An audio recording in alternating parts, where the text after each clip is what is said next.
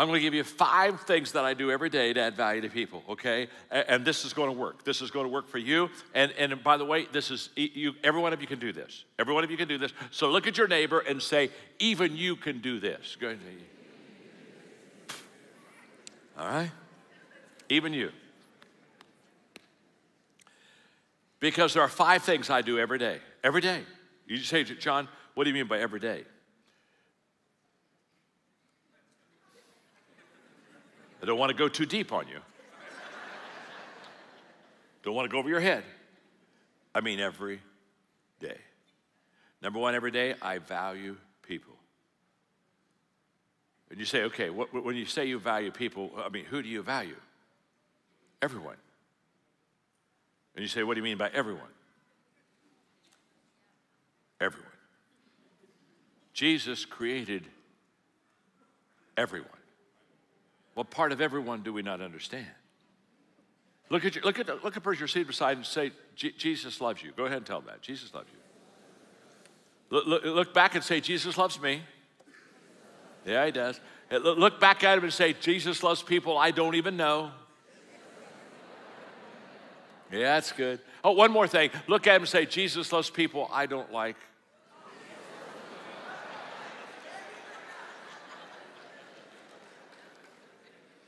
And let me tell you something. He loves people you don't like. He really does. If you look at the life of Jesus in the Gospels, the one thing you come after reading Matthew, Mark, Luke, and John is that man valued everybody.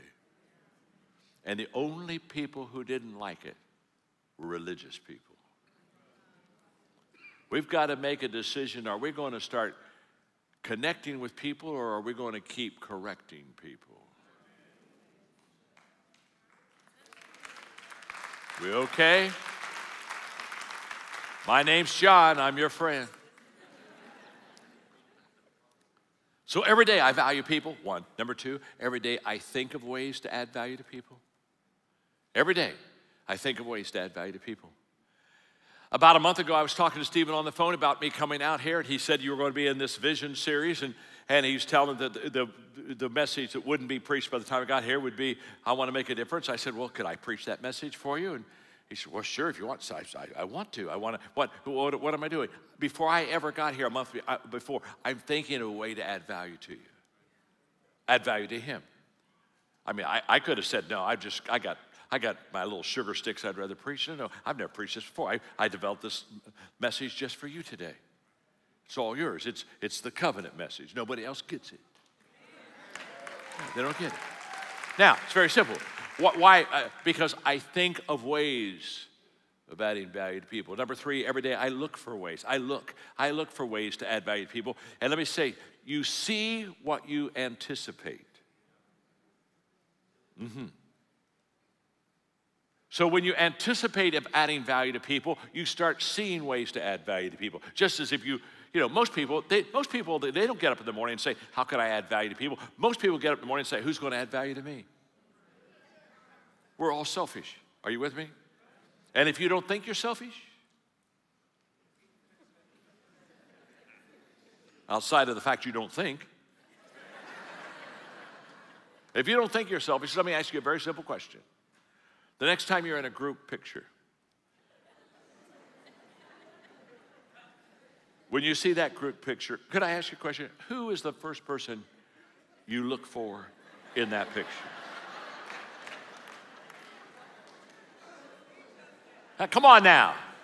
Hey, and if you look bad, you say, oh, terrible picture, bad picture. Back here, come on, do it again. Come on, group, come on. Do it one more time. Yeah, come on.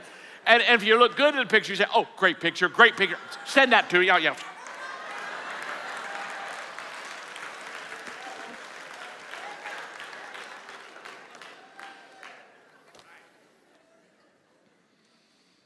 That's why in adding value to people, you have to be intentional. Because it's not natural. The selfish nature of us is, who's going to do something for me today? But the Jesus that created us and empowers us and saves us, he wants us to add value to people. Every day, I value people, think of ways to add value to people, Look for ways to add value to people. Number 4, I do things. Every day, I do things that add value to people. Every day, I do things that add value to people. Every day. Every day. Margaret and I have 5 grandchildren. They call Margaret Mimi. They call me Papa. Margaret picked the names for the first grandchild. She said, what are the grandkids going to call us? I said, I have no clue. It's not really been on the top of my agenda. Well, she said, I've been thinking about it. She said, I want them to call me Mimi. Well, I said, I like that. But she said, I don't want them to call you Pee-Pee.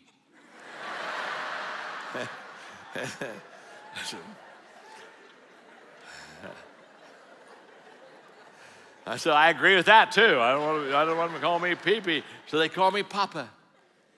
They call me Papa. I love that name. Every year I ask God to give me a word for the year. And my word this year is Father. And I just want to be a father. I want to be they've got great fathers, but I want to be a spiritual. I want to be a Stephen. For you and Erica, I want to be a spiritual father to you. I want to oversee and love and care for and bless you. I want to be a father. I want to be a papa. And so James, who was 9 at the time, because I'm asking him all the time, okay, how are we going to add value to people? Because they know this. They know this lesson. Trust me, they know this lesson. And James, who was 9, said, I know what I'm going to do, Papa. He said, tomorrow when we go to school, I'm going to open doors for everybody. And I'm going to not only open doors, I'm going to smile and say, have a good day. Next evening, he called me. He said, Papa, I had a great day. Tell me about it, James. He said, I opened 47 doors today for people, and I smiled 47 times and said, have a good day. He's 9 years old, and he's already got it figured out. I know people. Come on now. He's already got it figured out. I know people that are 79, and they haven't figured it out. Every day, value people. Think of ways to add value to people. Look for ways to add value to people. Do things that add value to people. Number 5, every day I encourage others to add value to people. Oh yeah, that's what I'm doing with you right now. I'm encouraging you to add value to other people. Wow. I have privileged in one of my businesses to have a coaching company called the John Maxwell Team. Some of my coaches are here today. We started 6 years ago. We now have 20,000 coaches in 142 countries of the world. Fastest growing, top coaching company. And you know what? We teach them every time they come. They come every 6 months to Orlando, and we teach all of our new ones when they come in the John Maxwell Team DNA. And right at the top of that list is we value people. In fact, I tell my coaches, you are people of value that add value to others. That's who you are. You're people of value that add value to others. If you don't value yourself, you won't value anyone else. That's what Jesus said. You got to love yourself so you can love your neighbor. Love your neighbor as yourself. And we teach that. And it's so exciting. I've got 20,000.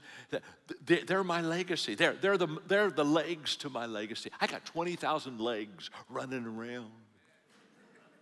Yeah, I do. Going to 50,000. It's a movement. If you want to know, I've not done this, but if you want to know how to be a John Maxwell Team coach, just go to johnmaxwellteam.com. We'll put you on Now, you don't want to do this unless you want to climb. We're all climbers. We're not sliders. So if you're a slider, don't go there. Please, please, please. You'll mess us up. Your name is Charlie. We'll have to drag you around all the time. Every day I do those 5 things. Value people. Think of ways to add value to people. Look for ways. Do things. And encourage others to value people. And you can do that. Every one of you can start today because today matters. Amen? Bow your heads with me, would you please? On all of the campuses, I want to thank you for allowing me to communicate to you today, and I'm going to ask the pastors on all the campuses to come forward. Because now I'm going to ask one last important question before we wrap this up. Because we're talking about making a difference. And I've shared with you my Make a Difference journey, and I know it's resonated with literally thousands of you today. But let me just talk to you for just a moment about the person that can make the biggest difference in your life. His name is Jesus. He loves you so much, he came to this earth, lived here, died on a cross, resurrected on the third day to provide a relationship of forgiveness and salvation to every person that hears my voice. He can make a difference, the greatest difference in your life. With every head bowed and every eye closed, I wonder how many of you, not only in this auditorium, but the other auditoriums also, I wonder how many of you just raise your hand and say, hey, John, I know you're right, and I want to have a relationship with him. And you just raise your hand up real high all over the auditorium, and by raising it up high, you just say, John, I'm going to raise my hand because I want you to pray for me. And in a moment, I'm going to pray for you while you're in your seat that you'll begin this relationship with you. But in all the auditoriums, and in this one too, would you raise your hand right now if you'd just like to know God in a personal way? Oh my goodness. Raise them up high. Raise them up high. I just like to know them. I see your hands up in the balcony being raised, over on the sides. I just like to know. Just raise them up high for me. Real high, just for a moment. Keep them up there for me. I'm looking at them because I want to see you so that I can pray for you in a moment. Now that you that have raised your hands, right now I'm praying for you. Lord Jesus, you see the hands that have been raised, and more important than the hands that are raised visibly, you know the heart that longs to have a relationship with you. And you said, I stand at the door of your heart and I knock. And if any person hears my voice and opens the door, you said you would come in. And these that have raised their hands, they're right now saying, Jesus, come into my life as my Savior. Come into my life as my friend. I want today to begin a relationship with you. I want you to make a difference in my life so I can make a difference in the lives of others. I pray, God, right now you'll hear that prayer and you'll answer that prayer in the name of Jesus. And everyone said, amen. Thank you for letting me pray with you. Thank you for letting me be here today. I'm just full of hope. Every year, I have 9 questions that I go through at the end of the year. The last week of every year, I don't go out and speak. Of course, this year, that's not a hard deal. But I always set that time aside, and I go through my calendar, like my 2020 calendar. I go through it every day and every hour for the whole year. And I do it every day for a week, and I have 9 questions. And I go through those 9 questions, and I just, every day I write with a different color, so I'll write with that. I still do use a pen, so I'm so sorry. You don't relate to that, but that's all right. And I'll do it in green, and I'll do it in blue, and then I'll do it. And I put every day so I layer my thinking so I can see the progress of my thinking. But I have 9 questions. And one of the questions that I ask every year is I ask God to give me a word for that year.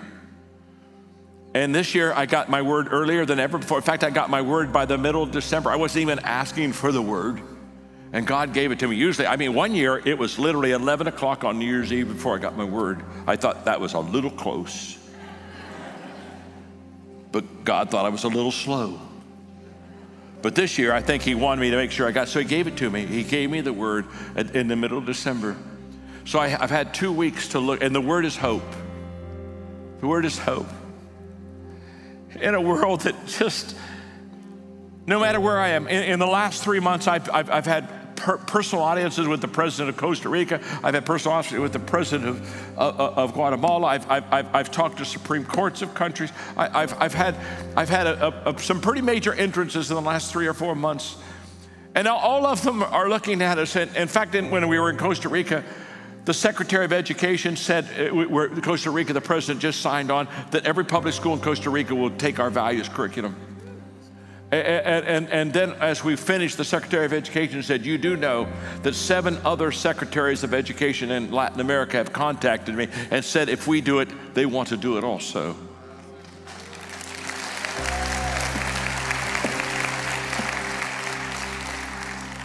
And by the way, You're very generous with Equip.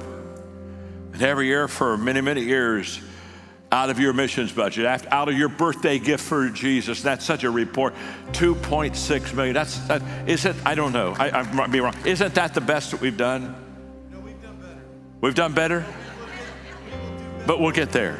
And it's in a COVID year. It's in a COVID year. Your birthday gift to Jesus, it goes for all kinds of wonderful helps. And one of them, you help us. You help us with the values curriculum and things we're doing. And I want to say thank you for that. But just I gotta close. But he gave me the word hope. And then he gave me 3 words with it: prosperity, affluence, and security. Prosperity, if you look at the word prosperity in the dictionary, it means to go forward with hope. Isn't that beautiful? When people talk about prosperity, it means to go forward with hope. So he said, John, I want you to teach people a prosperous life of going forward in hope. And affluence means to have a flow of abundance in your life. Not have a scarcity mindset, but to have a flow of abundance in your life. Hope is about abundance. It's all about moving forward. And then security means having faith that's greater than fear. So that's my word.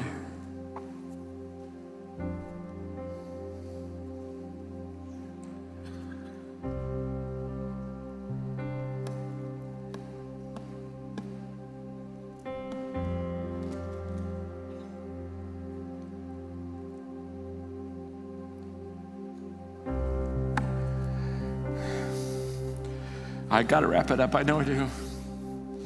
But I just want you to know, precious friends, that if we'll commit ourselves this year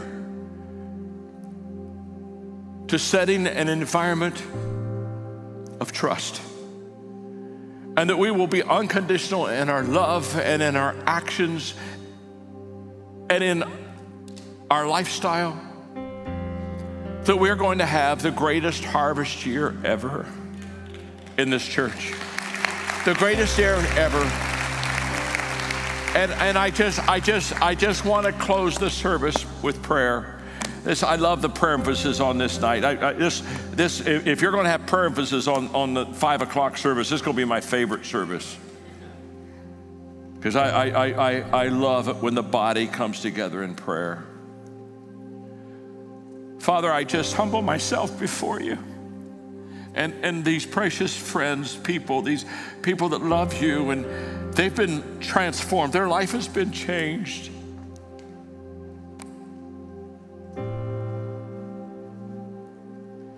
If we're going to be transformational, if we're going to change our world, it starts with us. So I pray that you would give a spiritual, renewing, transformational movement that begins in our heart. Start with me, oh God. Start with me. But now I pray, Father, that you would see the heart of Christ Fellowship. It's the same heart as you, Father, when you gave your only Son for this world. It's a heart for people to come to God. And I'm going to pray a prayer of anointing and favor and covering and blessing over this congregation and over every one of these individuals, Father, in their business, in their family, in their community. May we start transformation tables. And Father, may we see good people learn and embrace good values. And may they be lifted up so that we can be salt and light in the community that we live. I cover Todd and Julie, and I cover the staff. And I just pray, God, that you'll give them an anointing, a great commission anointing, that they will lead us. And Father, I pray that you'll give all of us a heart for people. May we love people like you love people. And may we reach people as you so desperately want us to reach people. So we give you ourselves, and we thank you for hearing our prayer. And we believe that this year this is going to be the year that lives are transformed. If you can believe that. I'm sitting here today with Tracy, and Tracy, I thought about a quote from Patrick Emmington. He said, "It's the greatest folly to talk of motivating anybody.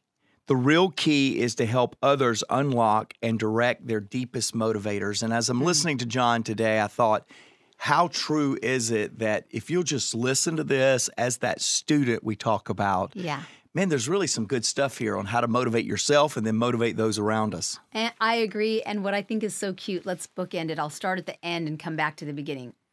When John says go from hype to habit. Yes. I thought it was so cute, the story that he started out talking about himself as a fourth grader, and how amazing that when he saw the big boys, as he called them, out on the court. I would think that most kids, now I've had 6 kids, and I would say that most kids, including myself, would see the people out on the court and would practice being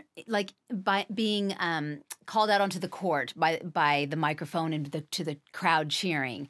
And what he saw, even as a fourth grader, was that he needed to, that was the hype.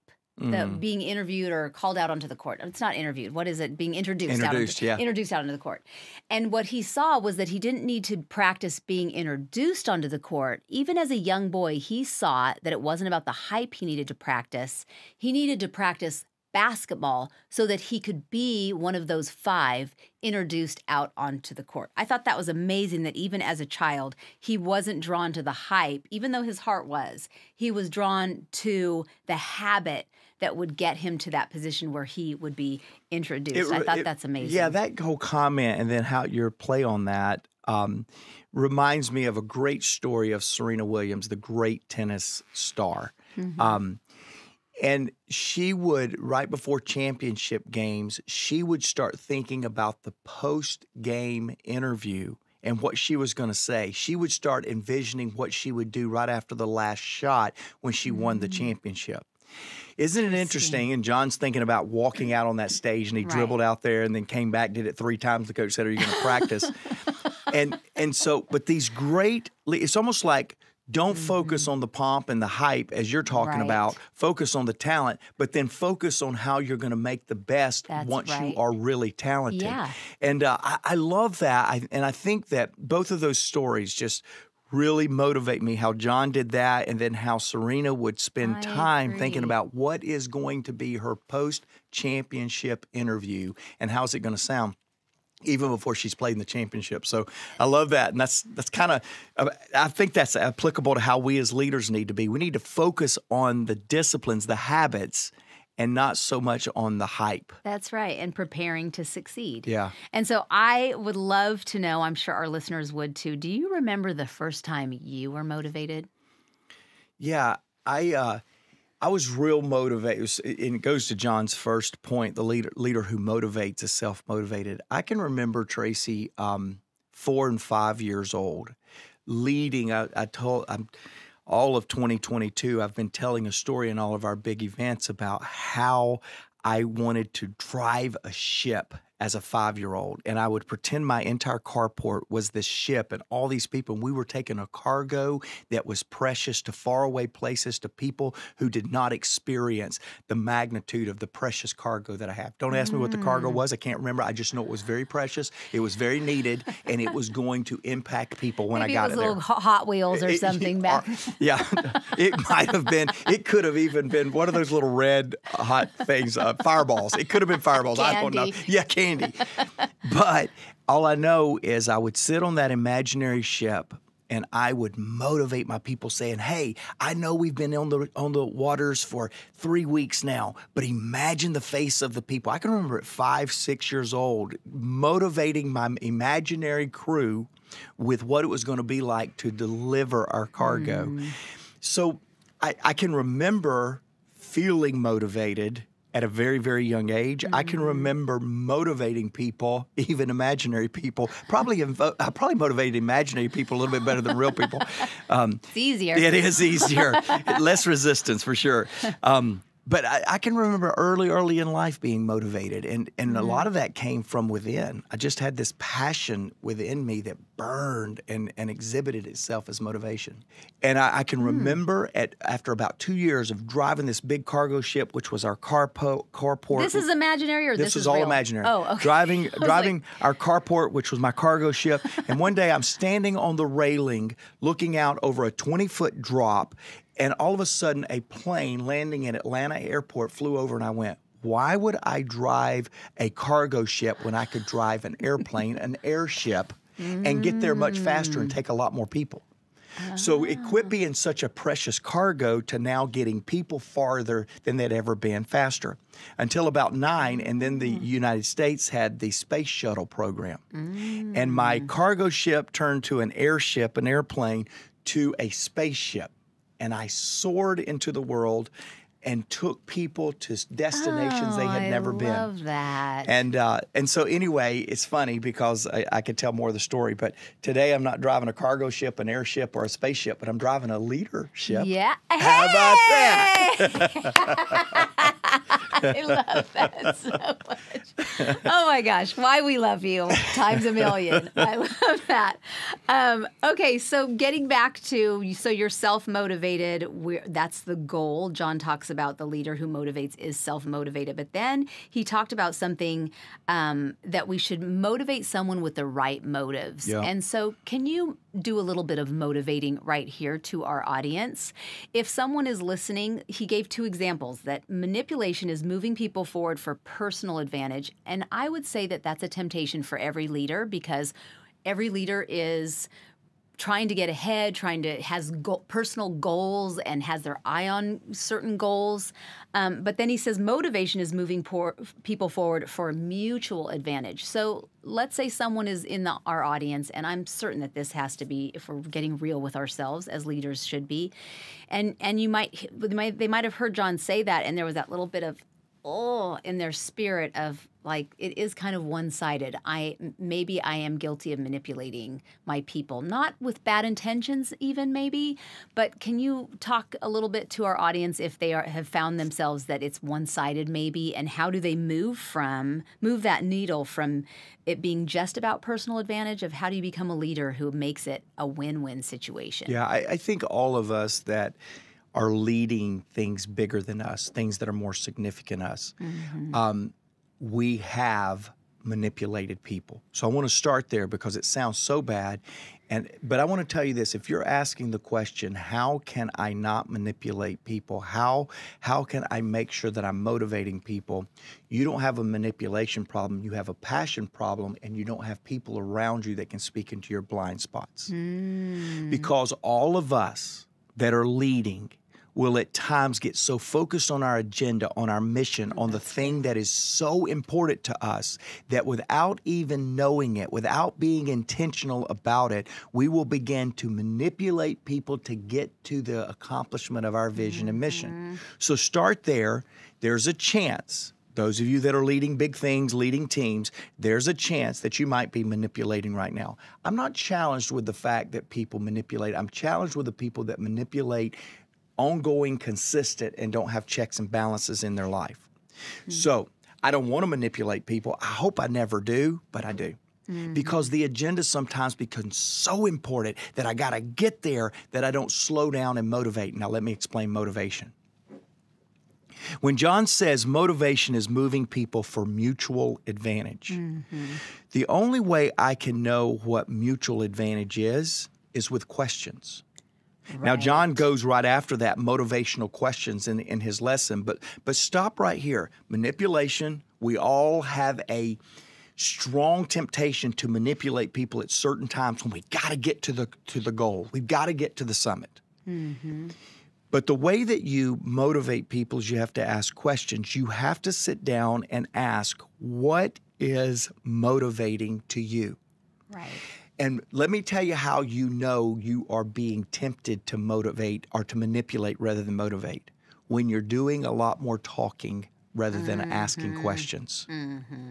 How does that make you feel, Tracy, that we're going to go chase this agenda, that we're going to go get 100,000 people in the growth app? How does that make you feel? And oh, it feels good. It feels good. Sometimes I got to slow down and say, why does it make you feel good, Tracy?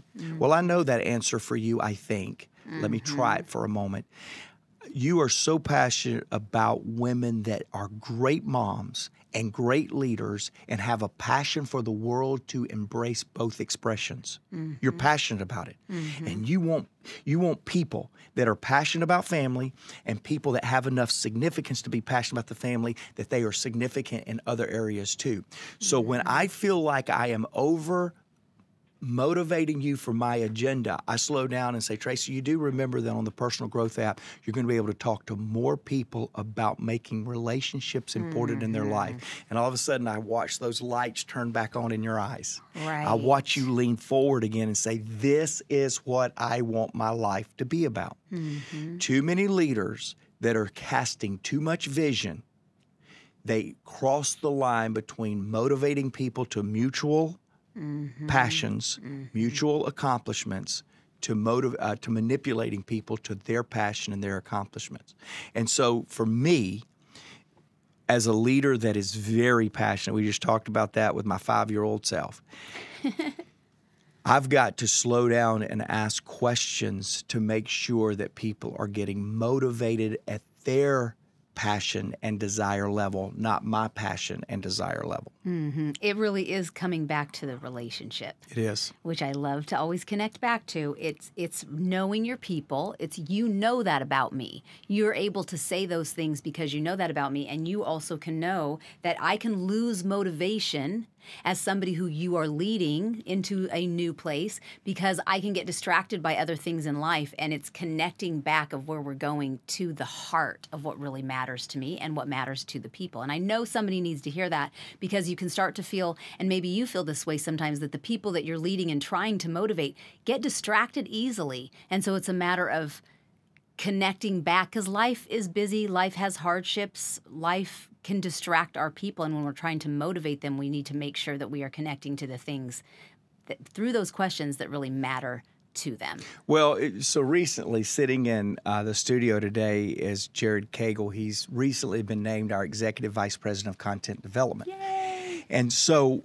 he texted me earlier this week at the podcast recording, and he said, Mark, I'm living my best life. He said, I just experienced a day that I could have only dreamt would have happened in my life. It was a perfect day. It had all these components. In fact, he was telling us a little bit about some of the components before we started recording. Here's my point. When you are motivating people and you're getting their best, an agenda of the leader can be accomplished, but it is much more gratifying as a leader to know that it's being accomplished on, in this case, Jared's terms rather than my terms. And I've left too many meetings, Tracy, and John Maxwell would say, hey, how was the meeting? I go, man, it was great. How do you know it was great? Because I really delivered my message. Anyway, that's what made the meeting great. You got the message off your chest.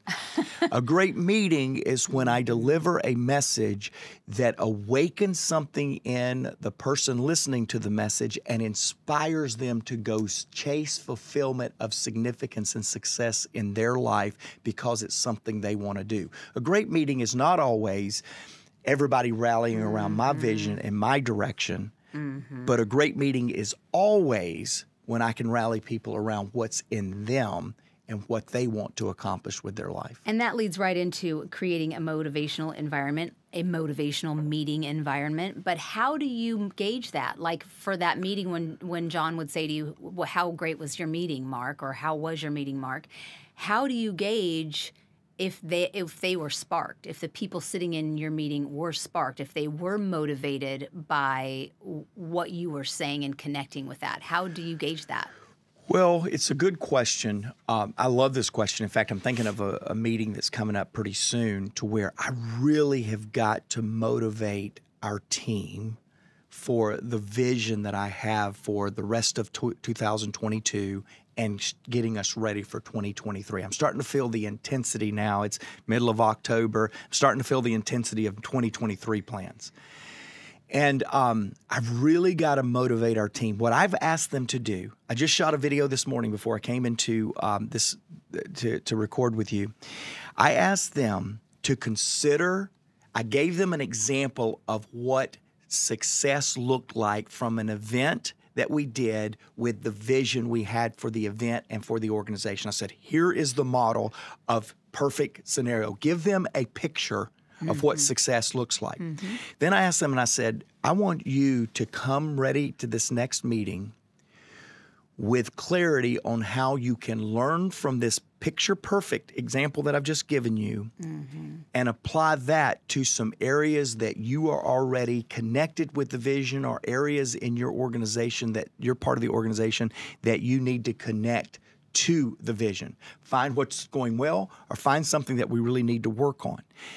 I think oftentimes we ask people, why aren't you motivated? But we don't give them a picture of what motivation or inspiration looks like. I think you've got to give a good model, a good example, and then ask them the question, what will motivate and inspire you to get to that good example in your world? And I'm trying that now, Tracy.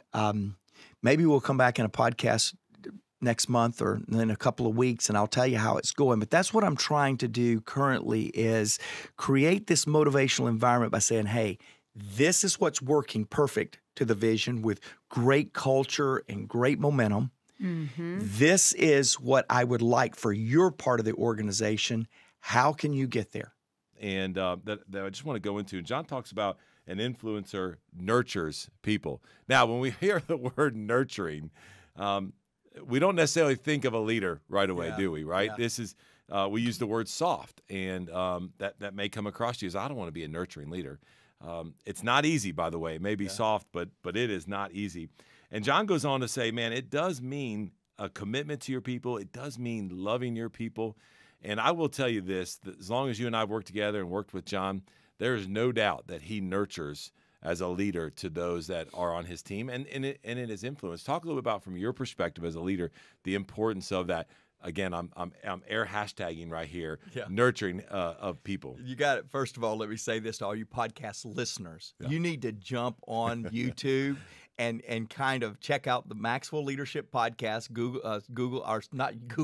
YouTube search it, and you'll find us. You've got to see how nurturing it feels to see Chris go to use air in a pink shirt, but it's February. It's right? February. So we're Happy Valentine's Day to you, Chris. That's right. So this has been more pronounced to me in John Maxwell's leadership over the last 2 or 3 years than at any other time. I wouldn't have started 21 years ago and said, man, that John Maxwell, he's a nurturing leader. Right. Now, he's always been a valuing people, loves everybody. Everybody feels welcome. You don't work for me, you work with me. He says nurturing things in his sleep. I mean, he's just great at it. But it has really become obvious to me, Chris, over the last 3 years when he first found his word for the year to be Father. And there is this pride. John wrote me a card over the holidays. He in his year-end review, he kind of writes cards based on impact moments that he had. He then pulls out a note card right in the impact moment and writes a thank you note. It's a brilliant idea. I'm going to teach on it in a podcast because I'm going to steal it because it's a great idea. I got one of those, and I just opened it this weekend. Been traveling, just opened my mail, and had this thing from John, and he said, my most proud thing I've done this year is to watch you do your thing. He said, of all the things that we've accomplished, and 2021 was a great year for all of us, Chris, including you and your team. He said, of all the things I'm proud of all the things that just made me swell with pride and thanksgiving, it was watching you lead to the next level. Now, I don't believe those were just nice words. I think that was the nurturing father side of John Maxwell. This was real pronounced to me just an hour before walking in the studio. John and I are doing a consulting arrangement with a group from Mexico, Zifra, powerful leaders. These young people are fired up, and they're asking these questions of John and I. And John's going to throw one or two of them my way, and so I'm ready, and I go gangbusters with my answers. I mean, I'm just like this. My YouTube family, I'm just like this. I mean, I'm fired up, ready to go. And John just kind of pauses, and there's this love and this thing, and you're going, number one, his answers are always good, but number one, you don't even have to answer correctly. I just feel a warm embrace right now. One was asking, how do I stop failing and disappointing people around me? And I've got 3 reasons and why passion is going to do it. And John just slows down, and it's less about his words than it is about his demeanor. And leaders, if I could help That's you, so good. and I could help That's me, good. if I could help me right here, if you will nurture with your persona, with your attitude, with your presentation, it'll go further and last longer than your wise, passionate words. And I'm still learning that. I'm not a nurturing leader.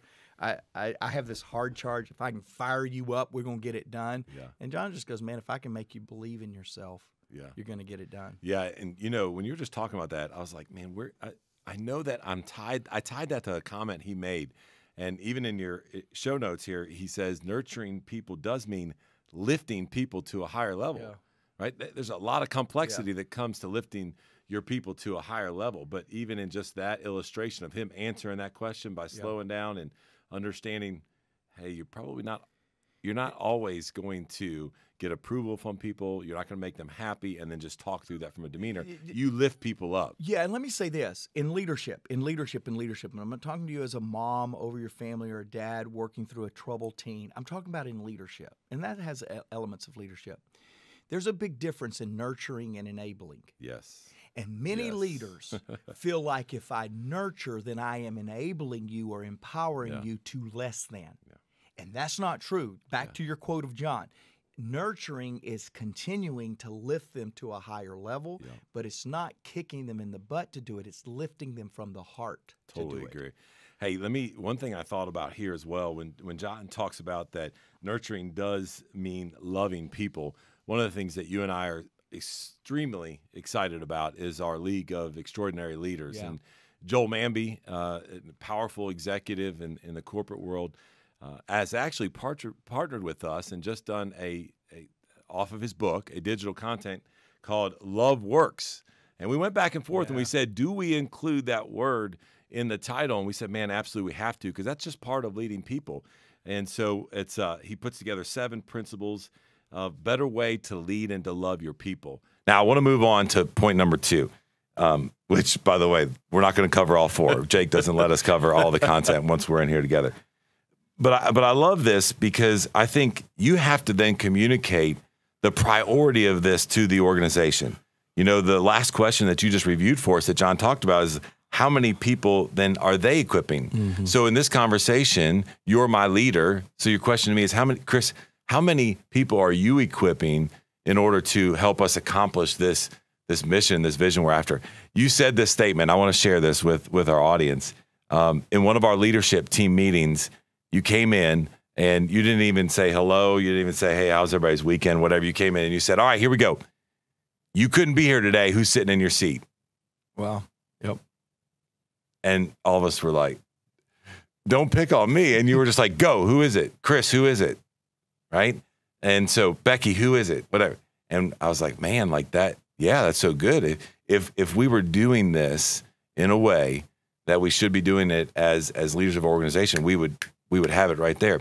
But what you were doing was you were implementing and living out this, hey, I'm going to communicate. This is a top priority for all of our people.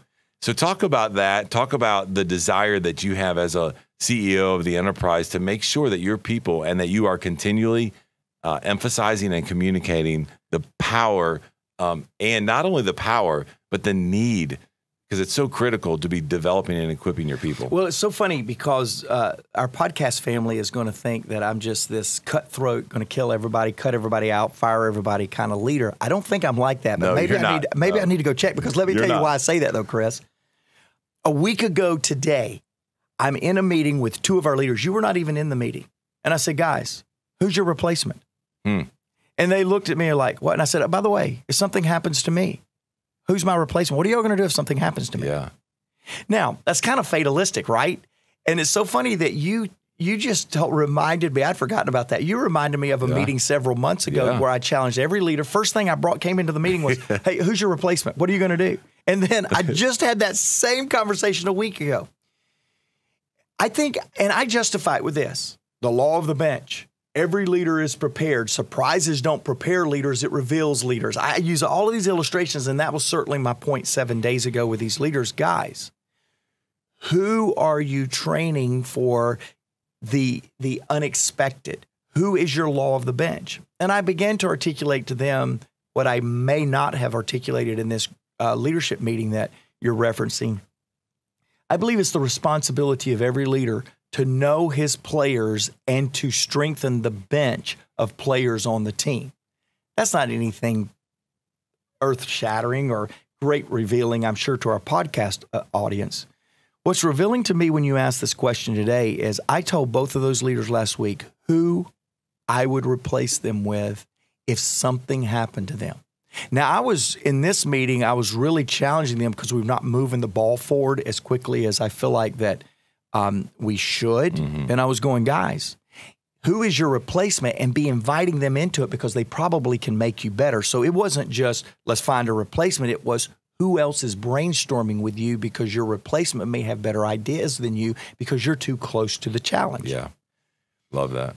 But as I'm listening to you ask me that question today, as I'm reminded that I asked that question again 1 week ago, which means I may be asking that question way too much, I realized that while I have a plan on who would be their replacement, I have no intentionality on how I am equipping them today. So what am I going to do, Chris? Am I going to wait to equip my bench when they're actually in the game? Or am I going to equip them while they're on the bench so that if an injury happens, they're able to get right in? Your son plays football. You played football. No coach waits until the injury to equip the second string. The second string is making the first string better by learning the game plan, by scrimmaging with them. In the leadership game, in mine and your company, podcast listeners, are we scrimmaging enough with the backups to make sure that they are equipped when they become a starter? Yeah. And I'm telling you this right here, I need to quit recording a podcast and go equip some people because I've got a plan. Yeah. I just am not backing that plan up of equipping to make sure they're ready for game day. Yeah. To further that illustration, and then I'm going to move on to the last point. You look at, now we're biased, we're in the South, so we're big SEC fans. When you look at the level of schools at the highest level in the SEC, the reason they're successful is they have a bench that is ready to step in at any point in time. Yep. Injury, draft, next man up. And they talk about that. So do we run our teams like that? Do we run our companies like that? You and I are sitting there shaking our head no together. And but I was doing that just for our viewers, not for our podcast listeners. I didn't want the podcast listeners to know. Yeah. And so I love this, right? You got to be communicating this because it has to be a priority, not only to you as a leader. You got to I'm not going to cover point 4, but John lays out an incredible model. Yeah. And the first one he talks about is model it. So leaders, before you go communicating this, you need to be modeling it so that then your people understand what that looks like. And that's the first step of the 5 M's that John gives us. Okay. At the very beginning, he talked about the best motivation is self-motivation. And for me, if you take the Strengths Finder test, as I've grown as a leader, my top 5 have changed over the years, but number 1 has always been positivity. And so all from the time I was a young person, people would say, Tracy, you're so motivating, you're so positive. And so as a young person, a budding leader, I don't know who needs to hear this today, but I know somebody does. I felt like that was my calling. That meant that what people were saying to me was that my role was to motivate people and to bring that positivity to people, which was true to some degree. But what I found myself doing a lot of the time was exactly what that quote said. And that was, I was motivating promoted people. I was motivating the wrong people. Yeah. And the quote from Tom Golisano was that you can demotivate people, but you know what also? You can demotivate yourself. That's right. When you are trying to motivate the wrong people, it is exhausting. So if you think of this as your little check mark. If you're wondering if you've been motivating the wrong people, if you find yourself exhausted, demotivated, a little down and discouraged, if you feel like you're ready to throw in the towel because maybe you aren't a motivated or positive person and you're starting to feel negative even, then odds are you have probably been trying to motivate the wrong people. Right. And so I'm just curious, Mark, did you ever need a thinking shift, or were you always a leader who motivated yourself, motivated the right people, Or were you somebody who also, like me, brought your positivity? Because you're a very positive and motivated person. Just to be around you, I know people just walk away from you smiling and a little spring in their step. Were you always that way? Or were you somebody who, like me, found yourself a little exhausted and demotivated from motivating the wrong people? Yeah, so I wish I could say, yeah, I once had that problem, but the real truth is I still have that problem. And I'll tell you what I mean with that. You know, as John was teaching that, and even Tracy, as you were just talking about kind of your epiphany back in earlier in life, I thought about the question that John gets asked all the time. Hey, how do I motivate my people, right? Any leader out there want to lift their hand and say, yeah, that's me. I want to know, how do I motivate my people? Yeah, Tracy's got both hands up. I've got both hands up. I want to motivate somebody, please. And John says, here's the best way to motivate people. And everybody kind of grabs their pen and their paper. And if you're watching on YouTube today, I mean, I've got my paper ready. I'm ready to hear what John has to say. And he says, the best way to motivate people is hire motivated people. Yeah. And now it's so fun to kind of laugh and go, yeah, that's right. Well, what happens when we are the people? When the people that needs motivating is us, is you, the leader in the equation. And I think, Tracy, that's what you're asking me is, how do we lead ourselves? John says leaders motivate themselves, followers wait for others to motivate them. And I do want to be an inspirational person. In fact, my life purpose that I discovered at 33 was Mark Cole exists to motivate and inspire people to reach their full potential. And I know that to live out that purpose of inspiring or motivating others, it has to start with me. And yet, there are times that the last thing that I feel is motivated or inspired. And so I do think the idea of inspiring oneself is a muscle. It's something that we have to work at. We have to put into practice. What motivates you? What's your happy place? What's things that refuel you and replenish you? What is your ideal Sabbath or time of rest so that we're working from rest rather than resting from work?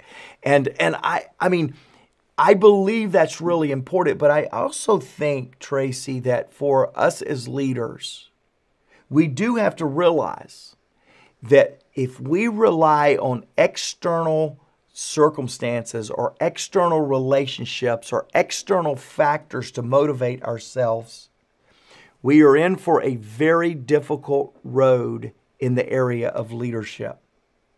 There has to be within us, much like what Tracy had, an epiphany that says, I am going to be my chief motivator. I can't rely on others. I can't rely on circumstances. I've got to find ways to inspire myself so that I will inspire others. And I think that's what John's saying here, Tracy. I think that's what your epiphany was.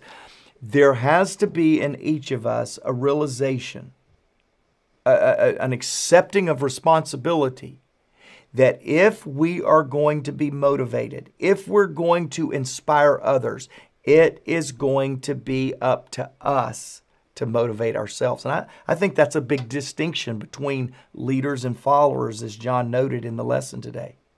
I agree. And I don't want, if you didn't get this and write it down, I wrote it down as Mark said it, because I haven't heard you say this before, and it's powerful to me.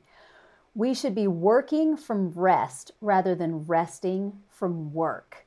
And I think so many of us limp into the weekend, whatever day that is. Maybe it's a Saturday, Sunday, or maybe it's a Monday, Tuesday, or whatever your work schedule is. But so many of us limp into the weekend rather than, and then try to gear back up again for the Monday of our work week, rather than every day waking up refreshed because we are rested. We are staying in a place of rest so that we are working from that rest. And that is, if you don't know what that is, if you don't know what that feeling is, then you're probably resting from work. Yeah. And it's a huge difference. So thank you for saying that, Mark. And I think that really does bring a motivation. And you and I were talking a little bit before this.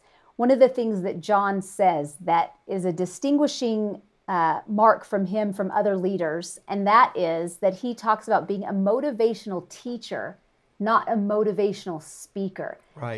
Can you kind of differentiate that for people who maybe haven't heard him say that before? Yeah, so just come to a John Maxwell event and you will leave inspired. In fact, we did a study in 2021 on why people make a decision to become a customer, a client, a partner of the John Maxwell organization. We were in the middle of our rebranding and we wanted to know the why. Why did people come? And so whether you talk to prospects, whether you talk to one-time customers, or whether you talk to multiple customers, over 80% of them said, we came for inspiration and skill development. We wanted a few tools that would make us better, and we wanted some inspiration. John is a motivational, inspirational, incredible teacher. But John says, hey, I don't want to be a motivational speaker, because a motivational speaker, you feel good, but 30 minutes later, you can't remember why. But a motivational teacher, you absolutely can feel good, but you know why, the skill set, the application piece. Right. But something that most people would not know about John in the area of creativity or in the area of leadership even. When we have things that we need to make decisions on, and I've brought him into those decisions, he doesn't come in like he does from stage and goes, we got this. Come on, guys. Everybody good. I'm more lean toward that, to try to passionately inspire people through challenges. John settles down, almost becomes melancholy in his demeanor as he works through it and allows that grind or that challenge to be felt in the room, and doesn't try to get people hyped over it. Again, I have to be careful with that, but not John. And so it's an interesting observation of John that when he's on stage, when he's got the teacher's lesson in hand, that he really challenges and inspires people through motivation. But yet when he gets into a leadership context, he very much settles his emotions down and begins to methodically work through that particular challenge. I, every day, try to learn from him. Every trip, just a weekend ago from the time we recorded this podcast, I was asking John, help me to distill below the emotion to the reality of the situation so that we can practically work through it. And I think we as leaders need to understand when we need to motivate and inspire people, and when we need to be accessible and steeped in reality of a difficult situation. I think John's given us a lesson on that with these 4 Ps.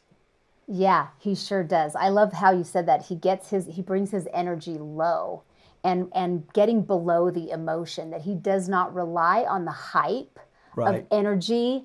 And as two energetic people, you and I can relate to that and really that is a lesson to be learned for people who are high energy people, to settle in, and so that you don't walk away, that the people in your hearing as a leader, that they don't walk away not knowing what to do. That's right. Feeling so good. And I can tell you, I have left where I know that my audience felt really good.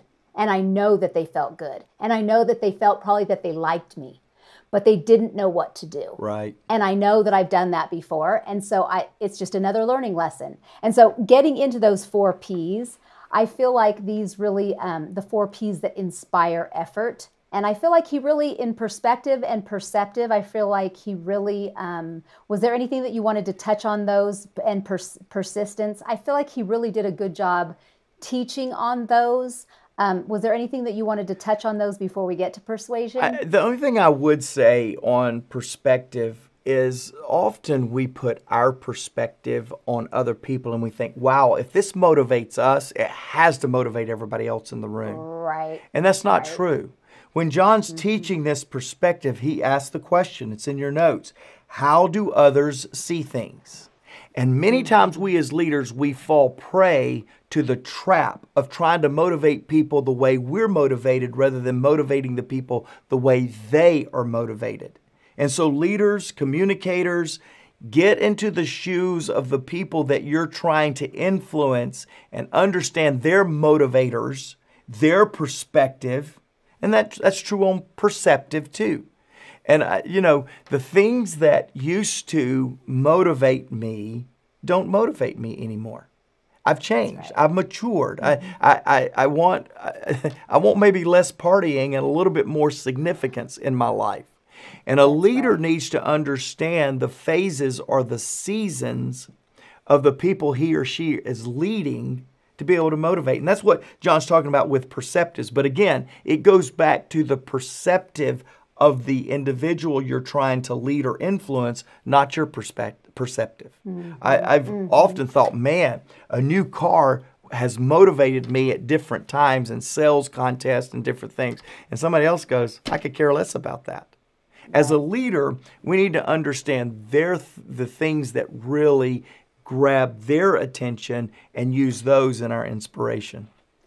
And I think that works both professionally and personally. I mean, I'm talking to parents right now that when you're trying to motivate your kids and different kids, what motivates one kid is going to be totally different. So these can apply, these 4 Ps, inspiring effort. It's not just about teams in the marketplace. We're talking about in families too, because we are raising up leaders in our homes. Yeah. And so if we're going to inspire effort in our kids, it's about asking the questions and inspiring the thirst in the horse of our children that we really want to make sure that we do that as well. Okay, so let's jump to number 4, because I would like to park it a little bit there. And I know that you and I talked a little ahead of time that's really one. We hated for it to it was like a cliff. He walked us up to the cliff and we were like, oh, we wanted a little bit more. Hey, and so he walked us up to the cliff and said, take it away, Mark and Tracy. You guys go for that's it. Right. And so that's what we're going to do. That's right. Tracy, it's funny you just mentioned that, make the kids thirsty. In the lesson, you heard John say that you can lead a horse to water, but you can't make him drink.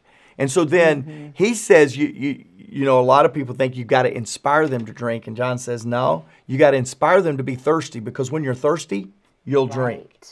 And so I think that really links to the foundation I want to lay with persuasion. And one of the things that you and I, podcast viewers, podcast listeners, one of the things you and I can always go back to in our life is working for a disingenuous leader that really was motivating us for their interest. And for if you were watching, you caught the air quotes. For those of you that were listening, I did air quotes around motivating right there. They're motivating us, but really they're manipulating us, right? I mean, it's this idea. Great leaders have to really walk a thin line between motivation and manipulation. And that's why when John began to teach this persuasion through sweetness, I think the sweetest thing to anyone's ear is what? You've heard it said before, their name. When somebody remembers their name. Well, I think in the art of motivation, the sweetest thing that a leader can do to motivate people is to persuade me to do what I want to do. That's sweet. That's as sweet as a name. That's sweet when a leader begins to know me enough and pull out of me the things that I am passionate about that I need to be pursuing. And I really want us as leaders to know the art between manipulation and motivation, or persuasion and trying to prescribe to somebody your opinion of what they want or what they should have. If we can learn how to inspire them to thirst. That's what I want you to write in your notes. Jared, sitting in the studio today, gave me that concept. He said, Mark, I really think what John's talking about, when you lead people to a horse to water, you're really trying to figure out how to inspire others to thirst after their best self, after their best version. And when people get hungry enough, it goes back to a quote I give all the time. When the student is ready, the teacher appears. And I'm sitting here today going, how do I, in the art of motivation, how do I inspire people to a thirst, persuade them to a thirst that will allow them to lean in and let me help them? And it comes back to this one statement. Do the work of knowing your people. do the work. How can I better understand what causes my people to be thirsty? I love giving personal illustrations, and my personal illustration here is Miley, my Australian Shepherd. She is the perfect dog. Miley, when we travel, and my wife Stephanie and Macy traveled with me this past weekend, and we went out, and Miley just doesn't like to eat while we're gone, and she really doesn't like to eat when we get back. Doesn't drink a whole lot. She loses weight. It's visible. We can see it, and she won't eat her food. She just misses her mother. She does not miss me, because that would be a constant state of affairs. But she misses Stephanie. She misses Macy. And so we got back yesterday, and she still wasn't eating. So now she's about 3 days, not drinking, not eating. So we took her on a run through the park. I mean, we ran, she chased squirrels. We cleaned the park out with all those terrible squirrels. When we came back, guess what Miley did? She went to get something to drink, and after about 15 minutes of cooling down, she cleaned her entire bowl. You know why? We made Miley thirsty. We knew what it would take. Chasing squirrels is the ticket for Miley. Well, find out what squirrels your team needs to chase. And when you can find that, then you can begin to persuade them to be thirsty for their best self. Tracy, I think that's the art here. I agree. And he said, just as it's about relationship. And we can't miss that. It's what you're showing there is the relationship that he has with Stephanie and with Macy. And I would even say a little bit you. But I feel like what your dog was feeling like, what people, I mean, we're drawn to relationship. And John will say, if you don't love people, you'll manipulate them. That's right. And as a leader, that's a great gut check. But for those of us who also have had leaders, what is the questions that John says that we're all asking when we're working with a leader? Can I trust you? Do you care for me? And can you help me? Yeah. So when you are in a position where you're feeling like, am I being manipulated here? Some of those other three questions, because what did he say? Good leaders ask great questions. So ask yourself those questions. Is this person trying to help me? Can I trust this person? Because those are those kind of gut checks that you need to ask if you are feeling like you might be manipulated, or if you're the leader, if you're feeling like, am I being tempted to manipulate them? And he said, partnerships, which is relationships, the best partnerships, there is going to be a win-win. It shouldn't just be one-sided where just the leader is winning or just the person we're serving and leading is winning. The best partnerships, the best relationships where people are winning. And going through those 4 Ps where we are inspiring and motivating people is when we're going to see the win-win. Well, and I go back. In fact, there's a relevant episode we're going to put in the show notes because it's really practical in helping you with motivation. We did 10 maxims for motivation. We did a series on that, and we're going to put that in the show notes because I want you to go back and really get some practical things. The biggest thing I can give you is know your people. Know who it is that you're attempting to persuade, to give perspective, perceptive, persistence to, and begin motivating them. Representative, where he says, you never take a pitcher out. And I love this because we're tying it to what you just talked about in the past and where we're going in the future. He says, you're always bringing a pitcher in. And I've seen you live this out for years in regards to team members and what that does for culture, what that does for morale, what that does for where we're going in the future. And I've also heard John talk a lot about just being transparent, that oftentimes that inner circle, the people that got you there may not be the ones that get you there in essence. And so talk a little bit about the philosophy of that and the lessons you've learned and how you apply that. Because I love that illustration from me being a sports guy, the pitcher. I never thought about it like that, but I will from now on. Talk about that from your perspective. Yeah, go Braves, by the way. That's right. That's right. Too. And forgive Chris and I for probably being overbearing to some Los Angeles Dodgers fans and some Houston Astro fans. We're sorry, but hey, it has been a long time coming for Atlanta, and that is in any sport. We're just thankful. And so, but I too love this analogy, Chris, because as the senior leader in our organization, and I've been here for now 12 years, but as the senior leader, there are times when a transition is imminent. It's impossible to deviate or detour from. There's got to be a staffing transition. And Chris, just like you, just like many, if not all of our podcast listeners, as a participant, as a follower, and now for 11, 12 years as a leader, I've had to orchestrate and tolerate and live through staff transition. So going back to this, I never want a staff transition to be punitive. I've had to let some people go because of certain things that just could not be tolerated.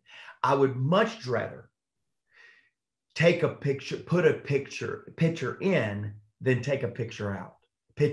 I keep saying picture.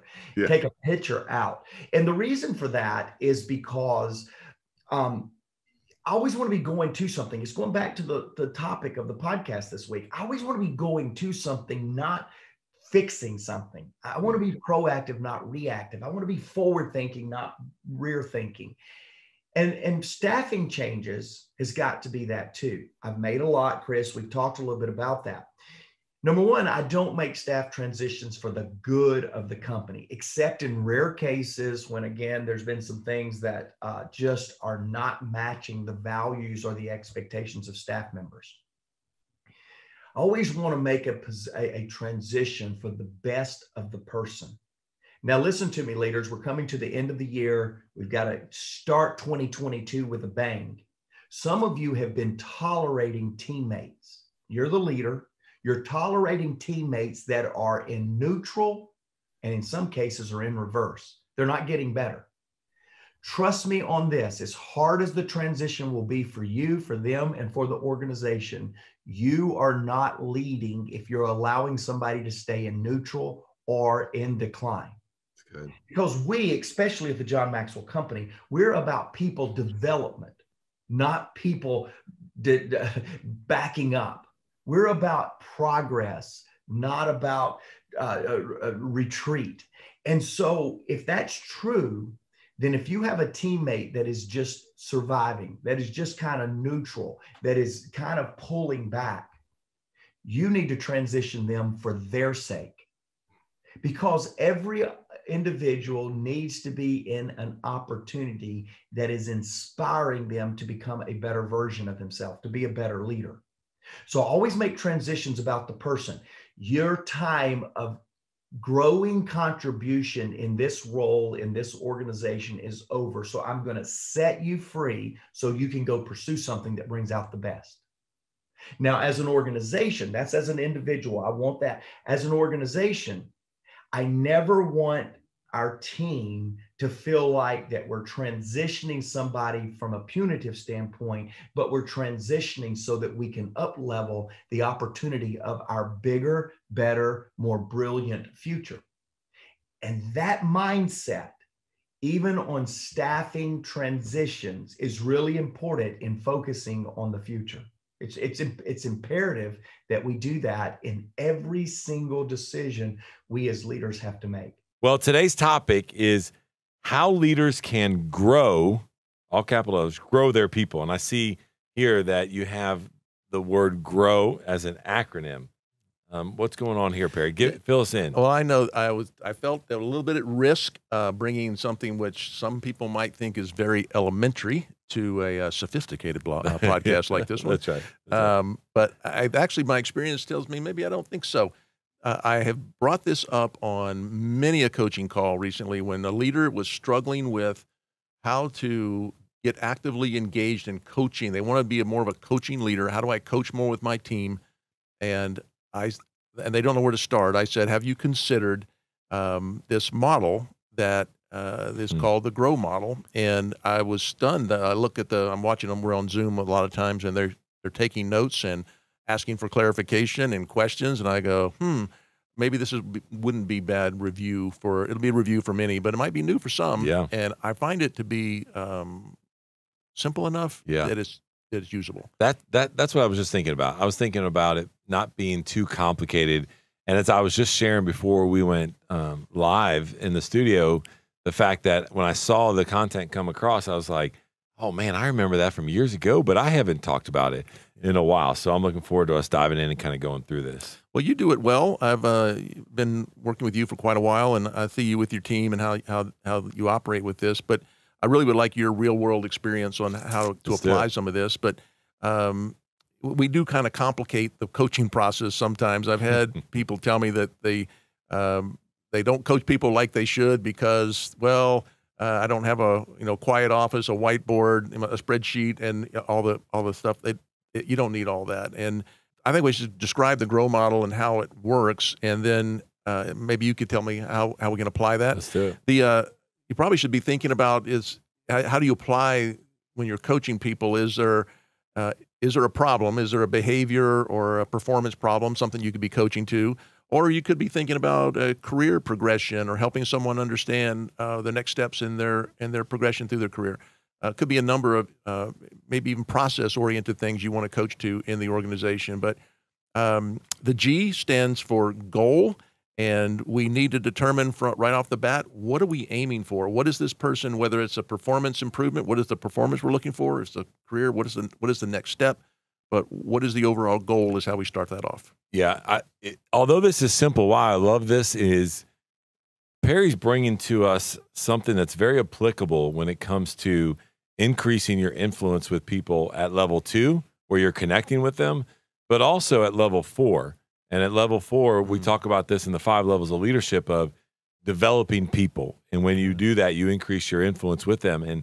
And for us, I think the biggest thing that kind of pains us is that we see in organizations, the cultures around the world, there's a lid at level 3. So level 1 is kind of you lead people because of the title that you've been given. Level 2 is because you've connected with them. Level 3 is because you're producing.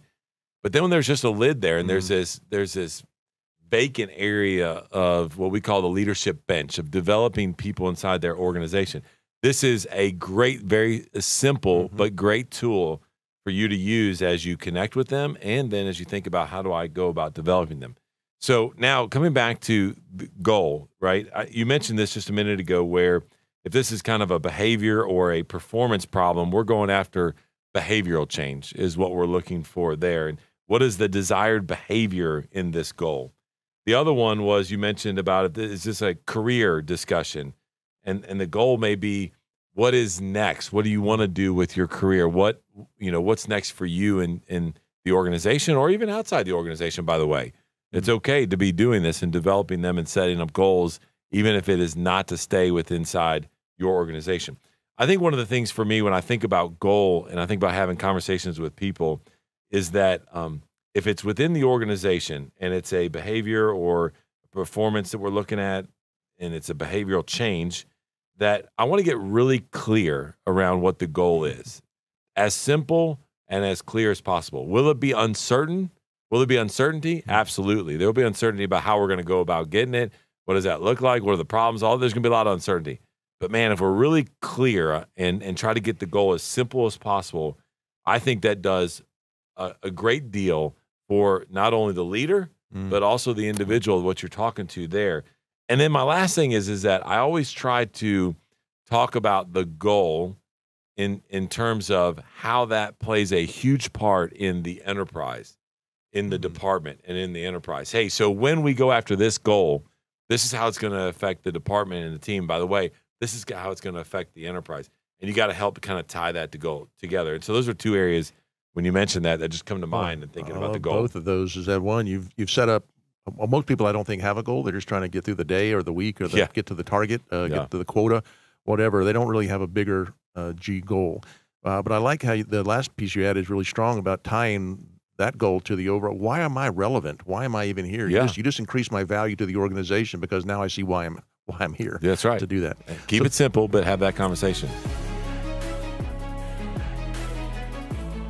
Hey, podcast listeners, how would you like to be equipped with the tools to continue your personal growth and refine your strengths and weaknesses, all while being surrounded by other growth-minded leaders like yourself?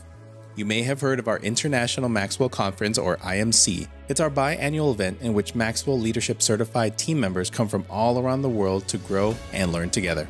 IMC this August is the first time we're opening the event to the public by kicking the event off with our first ever Personal Growth Day. This is a 1.5-day event on August 29th through 30th in Orlando, Florida, and it's designed to dig deeper into who you are and how you tick so that you can become the best version of yourself. If you are unable to attend Personal Growth Day in person, we also offer virtual access to the event. If you'd like to participate in a one-of-a-kind experience and stand shoulder to shoulder with growing leaders who will sharpen your skills and equip you to create powerful, positive impact in your life, go to maxwellleadership.com/personal growth day to learn more or get your ticket. We'll see you there.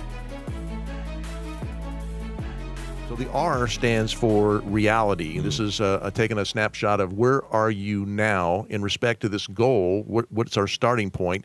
I have a friend that he said it's unfortunate that the GROW makes such a great acronym, and you can call it the GROW model, because it really should be RGOW, because you should start with reality first and then go for goal. But for the sake of keeping the model together, reality, I think this can be a tough one for leaders to get to. Yeah, and to the comment you just made that a friend of yours said, I think the number one thing a leader is responsible for is defining reality. Like that's where that's where we have to start. And many people, I think, struggle with this, especially if it's in the performance area where you think, man, I'm killing it. Like I'm performing better than, and then we start comparing ourselves, and that is not a model that we need to have as leaders or as people or individual contributors when it comes to performance. When it comes to the career, I think that many of us think we're further along in our career than we really are, and that we have arrived. And I think that there's a struggle there. And so we've got to define reality, not only if we're looking at this for ourselves, but also for those that we are coaching. And we've got to help them understand that. I spend more time here around the reality than I do on the G, the goal, because there's usually a gap. And we've talked about this on a previous episode. I think it's our responsibility as a leader to help our team understand the size of that gap. And it'll be different for each one of your team members, but we've got to help them understand that there is a difference between what's really going on and what the expectations are, if that's our goal, and then we define reality for doing that. The other thing is, when I go through this and I define reality as a leader in this model, I don't make statements about it. I ask questions. Now, listen, you coach very high-level executives, and then you coach also individual contributors on teams. Right. And I know that as a coach, this is something that you work really hard at doing, which is if I can ask them enough questions to get them to define their own reality and to see the gap, then it's much more powerful than it is me just making a statement to say, this is reality, this is a massive gap. Now, you better go figure out how you're going to accomplish your goals. It's just received completely different. Well, completely. And then all of a sudden you become the problem. They look at you as causing that. No, the idea, leaders will ask me, they say, well, what should I coach? I said, well, coach to the gap. They said, what do you mean by that? Good. I said, well, this is why the first two steps of this GROW model are so important. If I don't know where I'm heading and I don't know where I'm starting, then the gap is not going to be that obvious. So like you said, you spend more time on reality. People struggle for some reason thinking they're better than they are, doing more than they should. I don't think there's a great understanding sometimes of reality. It's a great gift you can give someone to paint a picture of a goal, performance or career or process, whatever we're working on, and then help them understand, well, this is where I see you, give an honest appraisal of where they are, so that it does, all of a sudden, a gap appears. You're here and you want to get there, that's the gap. Now, let's talk about how do we do that. That brings us to the O in the GROW model, and the O stands for options. What could we do in order to close this gap or to bridge this gap, to get across this gap that we've identified now in the first part of our conversation? What are some options? Yeah. When you get to this in the O of it with options, I love this part because I love options. Matter of fact, I tell my team all the time that I do much better. Again, Perry and I talked in our last episode about even just creativity and how we're different in that.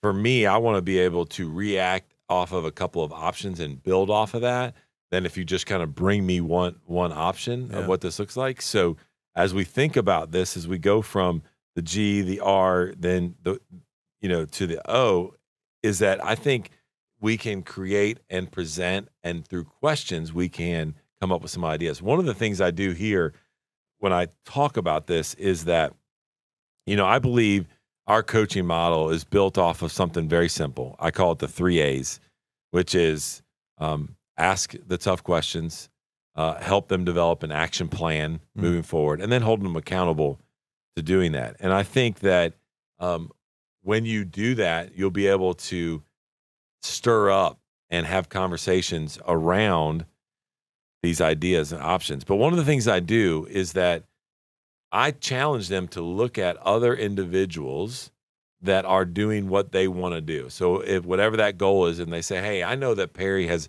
achieved that goal, and I know that that's something that he has accomplished, I'll say, hey, well, what is it that you see about what Perry's doing? And I ask the question. And then I say, well, do you think if he was doing this, that may help you? Like, is that an option? Right? Oh, it might be. And you ask it in a form of question. But you also then get them to look out.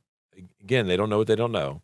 And so you get them to do a comparative analysis on maybe some other people that are achieving similar goals that they would want to do. It's just one way for you to do that. And then what I love, is that if you begin to have those conversations and you leave them with these options and you're asking these questions, then that just opens the door right into your next coaching conversation with them, being able to hold them accountable to your last conversation. And I love that. And the big thing I learned about the O part about options was it needs to be as much as possible their idea. They come up with the options. Again, if you come up with an option and it doesn't work, then you're to blame. So getting them to commit for that leads us to the W, the final step of the GROW model, and that is some say the way forward, or what will you do? Really trying to get them to pick one. You don't want to leave somebody with 4 options. You want to, what are we going to work on? And I think that really sets you up for those follow-ons and accountability. But how do you see that? Yeah, that's a good point. So for me, you got to have clarity around the goal, right? And then you got to have clarity around reality. And then you got to have clarity around what the options are. And then guess what? You got to have clarity around the way forward. Yeah. It's the only way, to your point, where I mentioned the kind of the 3 A's about that accountability partner. You should never have a conversation with somebody through this process and then leave it open-ended, right? You should always say, hey, all right, so listen, so what are your next steps? It's one of the things I love about you and I are a part of our team, and we run, what we call our L10 meetings on Monday. It's through an EOS system. It's a format that we use, and we absolutely love it. But one of the things is we get real specific in there, and we say, okay, so if that's our goal, this is where we're at right now, and these are our options, like what's the next step in order to continue our way forward? And then we get real specific, and we're really clear, and we lay that out, and then we come back and then report that the next one. So I would just say, as I kind of wrap up and think about our conversation today, again, another very simple model. Perry and I talk often about the fact that we love, John Maxwell's leadership content, and we love being able to help people. But the only way we're sitting here is because it's simple.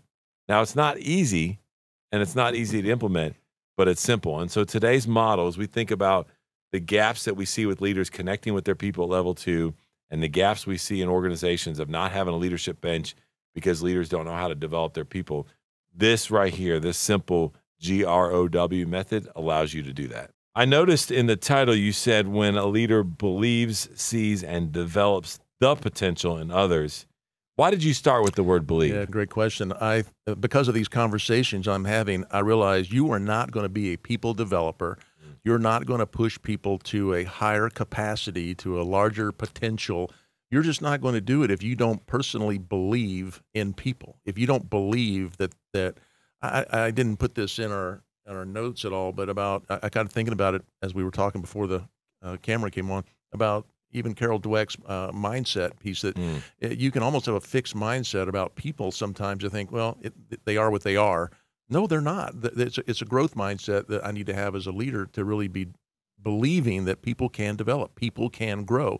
And it's going to be up to me, the leader, I have to believe that. Yeah. If I don't believe it, I'm not going to probably commit. I've got plenty of other things I've got to go do, and that's going to take a back burner. Yeah.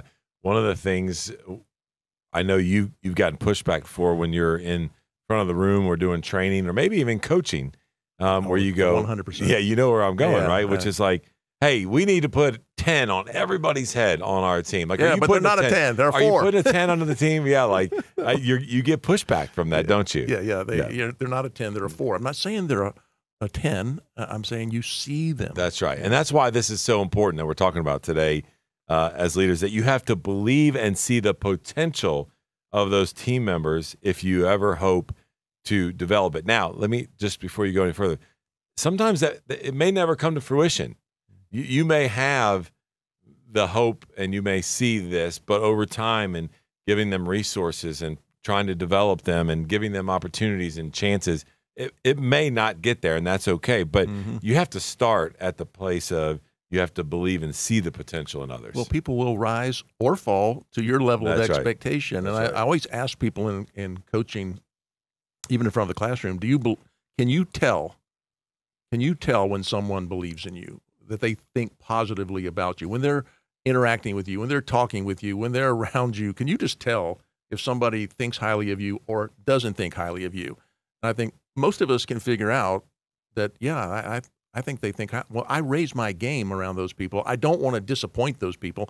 I actually try to live up to that expectation. And I think so many of us as leaders, we set that. I was just listening to Ed Milet, and I got thinking about how people see themselves, their identity. Yeah. And this acts as a thermostat on them. And, you know, a thermostat can heat up the room or cool down the room based on outside circumstances and what you've set it to.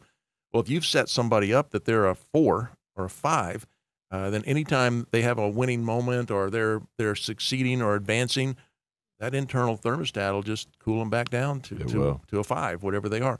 And I'm thinking, well, you know, if I'm a leader, can I affect that? Can I help them to see capacity, see that potential, and believe in them that they can do it? Now we're on our way. Way before we start developing potential, I believe you've got to believe in them and see the opportunity to do that. So I 100% agree with you. So once we believe in the people, and then we see that people have more potential, more capacity than what we're currently seeing being lived out, then how do we develop the potential? You know, for me, and I kind of smile because I had this story that I'd heard, and it really, I tell it because it gets people on the idea of the term is next level. Is that, do I believe that for me personally, there's a next level? Can I, do people that I'm working with know that they have a next level? And I guess what I've figured out with most people is they don't even think this way. They think they are where they are, that this is it. And so the story was the guy told a story about going to one of these local carnivals, and they had a mechanical bull, and he was with some neighbors, and the neighbors said, "Hey," it'd be like me saying, "Chris, go ahead, get on the bull." He goes, "I'm not getting on the bull." "No, go ahead, get on the bull. This be fun." And there's nobody here. Just get on the bull. And the guy kept rejecting, but then the operator of the bull said, "Hey, let me tell you, it's going to move it up, but don't hold on too tight. Hold on loosely with a loose grip under the rope, and then just go. If you hold on too tight, when it moves, it'll throw you. But if you hold on right." The guy said, "All right, I'll do it." And he got on, and then the bull rose up, and it started flicking this way and flicking that way. And the guy, as he's telling it, said he got a little confident, and he started putting his other hand above his head and holding with one hand, and it went the 8 seconds, and the buzzer went off, whoop, and he swings his leg off like he's John Wayne and comes walking back over, and he looks over at the operator and says, "Wait, great tip. That was great. Thank you very much." And the operator looked at him and said, "That was level 1. You did great. You want to go to the next? There's 8 levels. You want to go to the next level." And then you see the guy running down the main fair at the carnival, and thinking, "Wow, we always think we're doing pretty good where we are, but do you think about there being a next level?" So for me, the first step was really realizing there is a next level. Can I help people find it? And can I help me find it? But can we help people find that? Hey, podcast listeners, how would you like to be equipped with the tools to continue your personal growth and refine your strengths and weaknesses, all while being surrounded by other growth-minded leaders like yourself?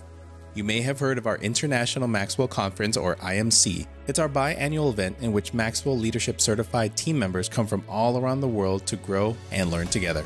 IMC this August is the first time we're opening the event to the public by kicking the event off with our first ever personal growth day. This is a 1.5-day event on August 29th through 30th in Orlando, Florida, and it's designed to dig deeper into who you are and how you tick so that you can become the best version of yourself. If you are unable to attend Personal Growth Day in person, we also offer virtual access to the event. If you'd like to participate in a one-of-a-kind experience and stand shoulder to shoulder with growing leaders who will sharpen your skills and equip you to create powerful, positive impact in your life, go to maxwellleadership.com/personal growth day to learn more or get your ticket. We'll see you there. For those of you that are not joining us yet on YouTube, you just missed some of Perry's animations on that story. But I love that, right? Like the first thing that you just talked about is that we need to help them believe in the next level. That they first got to kind of believe that. But we need to also make sure that they have buy-in on where you're trying to develop them and where you're trying to take them as a leader. That's right? Good. Like Ownership of that. Yeah, like what are their aspirations? And listen, there are going to be people on your team that you are leading that are not going to have the aspirations that you want them to have or even you see in them. They're just not going to have it. And you've got to make sure that they have the buy-in. But if they do have the buy-in and they do aspire to what you see in them and you believe in them and you talk about how to develop that, if they do have that, then I think what you got to do then as a leader is not only talk about that of what they aspire to be in the capacity they can have, but then identify where they're at and where they can be, like where their potential is and what you see in them. Once you have that conversation, then what we call, is that disappointment gap there in the middle, which is, hey, expectations and reality are X and Y. Now, what's the gap? And so you are, as the leader, have to define what that gap looks like. And then you've got to help them with resources and tools by developing them as what we call kind of to bridge that gap and to close the gap so that they can begin to see some wins, right? A great story. Level 1 on the bull, right? He saw a win. Yeah. Was it enough to get him at level 2? No, not enough for that guy. May have not have been enough for me either. But I love that how he taught him a little bit, developed them, that bridge, that first gap, getting on there. And so as leaders, you have to, again, let me just go back. You need to make sure that they have buy-in. They aspire to grow their capacity and grow their potential. You have to help identify kind of where is reality versus where that aspiration or potential capacity can be. And then you got to help resource them and develop them with kind of bridging that. Yeah, I love that. So hearing you describe that way, it really is many leaders don't think about is that some part of your coaching conversation, you can't just jump to the development, the skill, the goal. Some part of that's got to be in understanding what are they capable of, what is their capacity, do they believe in themselves, do they have the potential, do they see the potential, and can you come to agreement with what is it we're really going for here? What is the next level for you? And I'm here to help you get there. And I don't think I ever spent much time. I always kind of jump to the punchline of the coaching. Let's work on this, and they must be shaking their head the whole time, thinking, I can't do that. Yeah. What are you, crazy? Yeah. But they'll put on a good act, and they don't want to disappoint and those types of things. I think it's a great piece of what we do to help people believe that they can do more, and that I believe in you. And I think for me, if I had somebody believing in me, that was a lot of the problem right there. Is that you believe in me? Yeah. Okay, maybe I could believe in Maybe you you too. can do it. Yeah.